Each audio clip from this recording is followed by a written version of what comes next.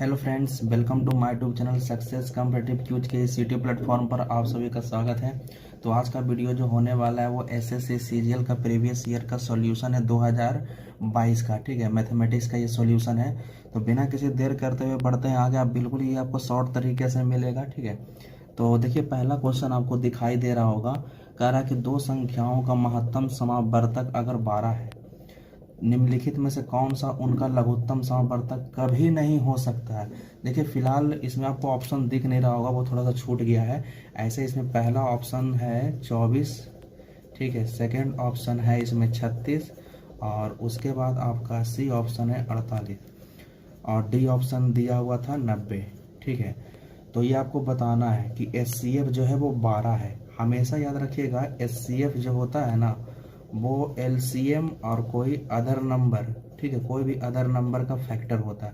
मतलब HCF factor होता है, मतलब कटने वाला होता है। तो आप खुद बताइए कि कह रहा है कि एचसीएफ कितना है। एचसीएफ तो 12 है, तो 12 के टेबल से कौन कौन कटेगा। 24 तो कटेगा, 36 भी कटेगा, 48 भी कटेगा, लेकिन 90 जो 90 है वो कटने वाला नहीं है। तो 90 नहीं कटेगा। तो इस सवाल का सही जवाब कौन सा हो जाएगा, 90। तो 90 इस सवाल का सही जवाब हो जाएगा, जो कि ऐसे सीजीएल में ये क्वेश्चन पूछा गया था। ठीक है, चलिए नेक्स्ट क्वेश्चन आगे बढ़ते हैं। इसे हम थोड़ा सा इरेज कर लेते हैं इसे। ठीक है, नेक्स्ट क्वेश्चन कह रहा कि 1500 मीटर की दौड़ में अनिल ने बकुल से 150 मीटर से हरा दिया। ठीक है, उसी दौड़ में बकुल ने चार्ल्स को 75 मीटर से हराया। तो अनिल चार्ल्स को कितनी दूरी से हराया है। मतलब लास्ट में पूछ रहा है अनिल और चार्ल्स के बारे में पूछ रहा है। ठीक है, तो सबसे पहले देखिए इसमें क्या कह रहा है, ध्यान दीजिएगा। कह रहा है इसमें एक अनिल है और एक बकुल है। ठीक है, एक अनिल यहाँ साइड में हम लोग लिखते हैं। ठीक है, ये अगर मान लीजिए कि अनिल टोटल का अगर 1500 मीटर दौड़ लिया, तो बकुल के बारे में कह रहा कि 150 मीटर से मतलब वो पीछे है। तो 150 मीटर कहने का मतलब ये हो गया कि 1500 में 150 मीटर घटाएंगे। तो घटाएंगे तो कितना आ जाएगा, 1350। ठीक है, थोड़ा सा इसे काट छाट कर लीजिए। तो ये 15 दहे 150 और ये हो जाएगा 15 नमा 135। फिर उसके बाद आगे बोल रहा है ना, उसी दौड़ में बकुल, एक बकुल है और उसके बाद चार्ल्स है।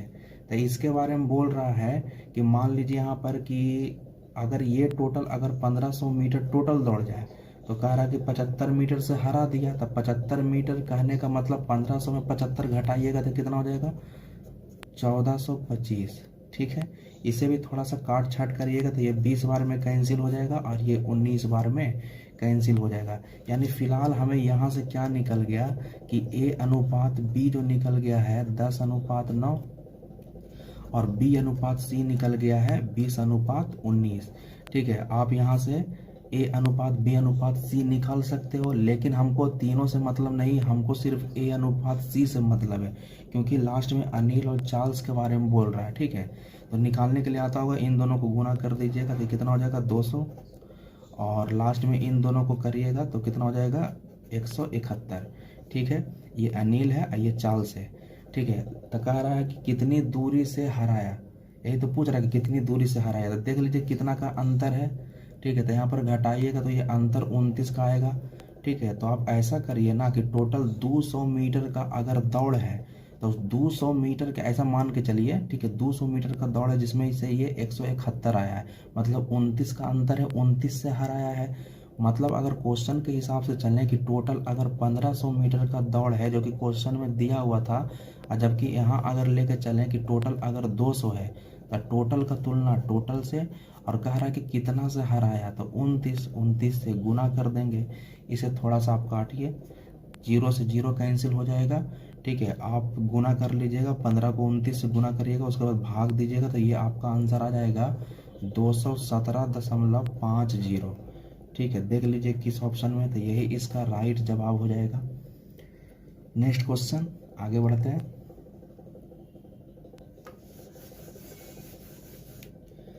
चलिए नेक्स्ट क्वेश्चन पर। नेक्स्ट क्वेश्चन आपको देखिए हल्का हिसाब है। कह रहा है ना इसमें कि एक आयत की लंबाई और चौड़ाई को क्रमशः 8% और 5% की वृद्धि कर दिया जाता है। मैंने पहले 8% की वृद्धि होता है, उसके बाद 5% की वृद्धि होता है। तो आयत के क्षेत्रफल में कितने प्रतिशत की वृद्धि होगा। तो ये तो क्रमिक बट्टा वाला एक तरह से क्वेश्चन है। ठीक है, पहले कितना का कह रहा है, पहले 8 का कह रहा है तो 8 लिखेंगे। ठीक है, उसके बाद 5 है तो 5 लिखेंगे। ठीक है, और उसके बाद फिर क्या करेंगे, x गुना बाई हो जाता है। ठीक है, और यहाँ 100, तो ये बताइए 8 5 13 हो जाएगा, और यहाँ पर हो जाएगा 8 5 40, है ना। 0 से 0 कैंसिल हो जाएगा, तो यानी 13 प्लस ये हो जाएगा 0.4, दोनों को जोड़ दीजिएगा तो आ जाएगा 13.4%। तो इस सवाल का ये जवाब हो गया। ठीक है, चलिए नेक्स्ट अब अगला क्वेश्चन पर बढ़ते हैं।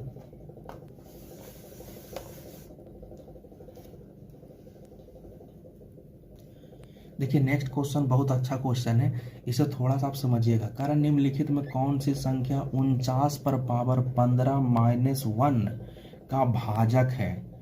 ठीक है, तो जब भी आपको इस प्रकार का क्वेश्चन पूछेगा ना, तो एक थ्योरी आपको याद रखना है। ये थ्योरी आपका है कि मान लीजिए कि x पर पावर n माइनस a पर पावर n, अगर इस फॉर्मेट में अगर कोई संख्या लिखा हुआ है, और जहां अगर मान लीजिए n अगर ऑड नंबर है, n क्या है, ऑड नंबर। ठीक है, तो इस स्थिति में, ठीक है, ये इसका जो भाजक हो जाएगा ना, मतलब x माइनस ए से कट जाएगा। ठीक है, मतलब x माइनस ए से भाग दीजिएगा ना इसमें, तो ये पूरा संख्या जो होगा वो क्या हो जाएगा, कट जाएगा। अगर ऐसा कंडीशन है तब क्वेश्चन में देखिए क्या लिखा हुआ है, 49 पर पावर कितना है, 15। ठीक है, माइनस 1, तो 49 को आप x मान लीजिए, ये क्या है, n है 15।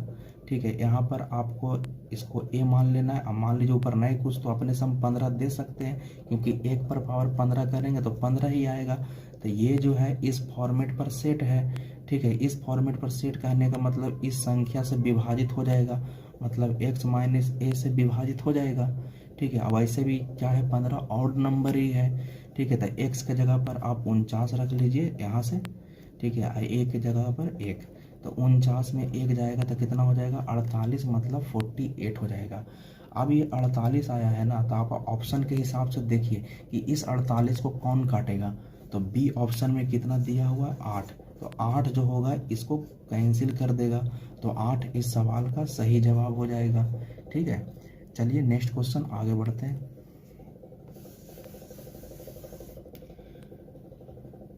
नेक्स्ट क्वेश्चन देखिए, ज्योमेट्री का ही क्वेश्चन है। इसमें कह रहा है ना कि एक समकोण त्रिभुज पी क्यू आर में, तो सबसे पहले हमें एक समकोण त्रिभुज बनाना पड़ेगा, एक ड्रॉ करना पड़ेगा। देखिए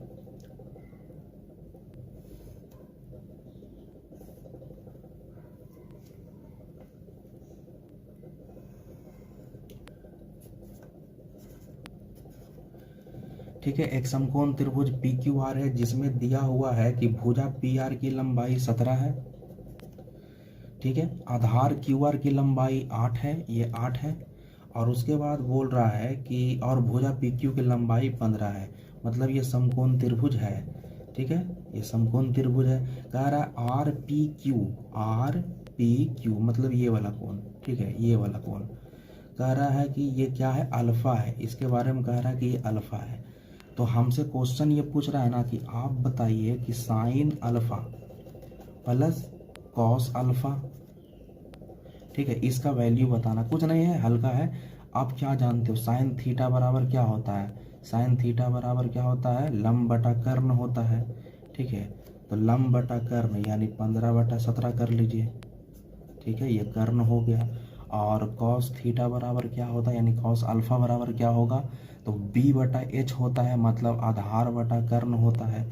तो देख लीजिए यहाँ पर कर लेंगे 8/17, तो यहाँ पर जोड़ लीजिए 15 और 8 कितना हो जाएगा, 23। ठीक है, और नीचे में कितना हो जाएगा, 17।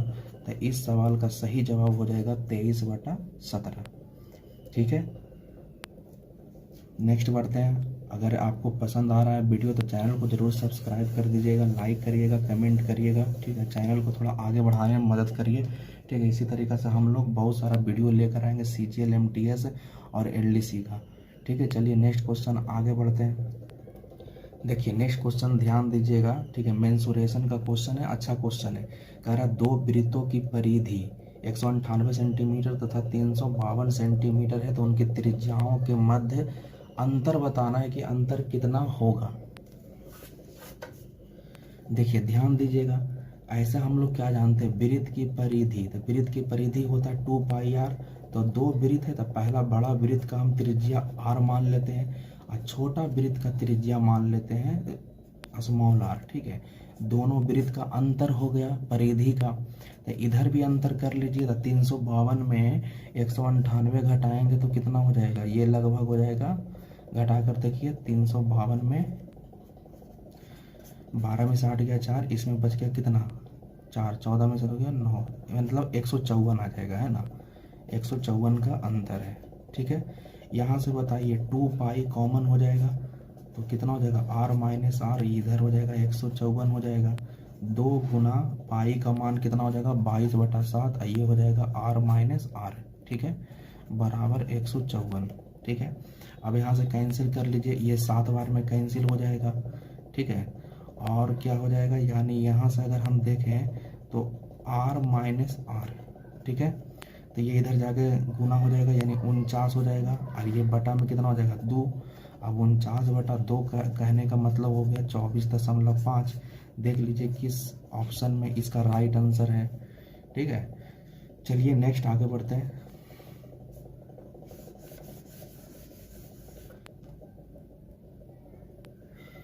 नेक्स्ट क्वेश्चन भी देखिए मेंसुरेशन का ही क्वेश्चन है। नेक्स्ट क्वेश्चन में आपको कह रहा है कि 88 सेंटीमीटर, 63 सेंटीमीटर, 42 सेंटीमीटर की विमाओं वाले शीशे के एक आयताकार ठोस से 8.4 सेंटीमीटर व्यास के शीशे कितने गोलाकार शॉट प्राप्त किए जाएंगे। देखिए अगर इस तरह का हिसाब रहेगा ना, पहले क्या है, कोई ठोस चीज़ है, ठीक है, कोई ठोस चीज़ है जो उसका लंबाई चौड़ाई ऊंचाई दिया हुआ है और उसको कन्वर्ट कर दिया गया है शीशा के गोला में। तो जब भी ये कन्वर्सन वाला जब भी रहेगा ना, तो समझ लीजिए दोनों का आयतन आप समान कर लीजिए, दोनों का आयतन क्या करना है, समान।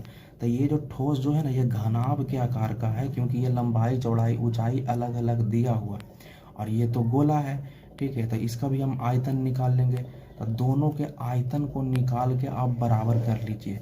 तो घनाभ का अगर हम आयतन का फॉर्मूला की बात करेंगे तो घनाभ का आयतन का क्या फॉर्मूला होता है, L गुना B गुना H होता है, माने लंबाई गुना चौड़ाई गुना ऊंचाई।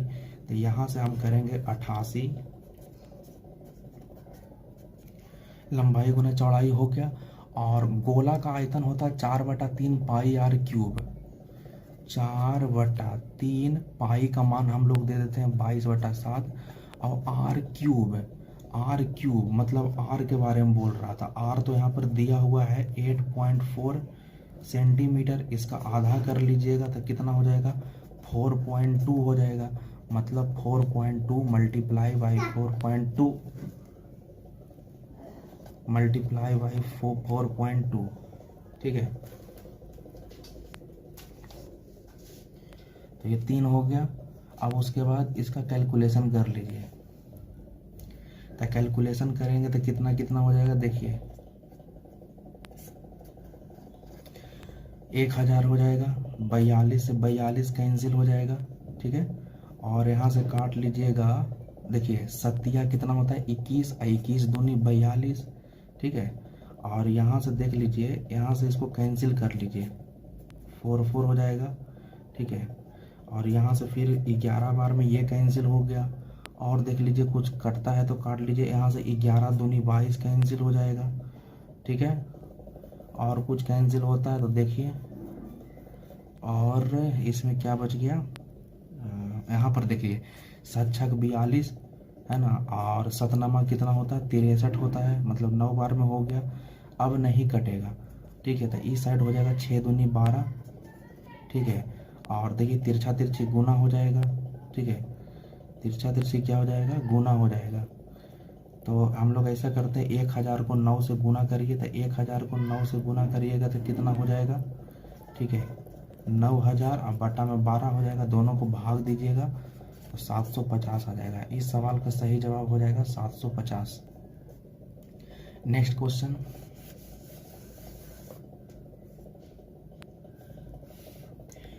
क्वेश्चन, आपको सामने दिख रहा होगा कि 169 और 144 का मध्यमानुपात बताइए। तो मध्यमानुपात का फॉर्मूला हम लोग क्या जानते हैं, यही जानते हैं ना, √AB। तो बस यही आपको कर देना है, मतलब 169 गुना 144। तो बताइए 169 का कितना होता है, तो ये 13 हो जाएगा, ये 12 हो जाएगा, गुना कर लीजिएगा तो 156। ठीक है, नेक्स्ट क्वेश्चन आगे बढ़ते हैं।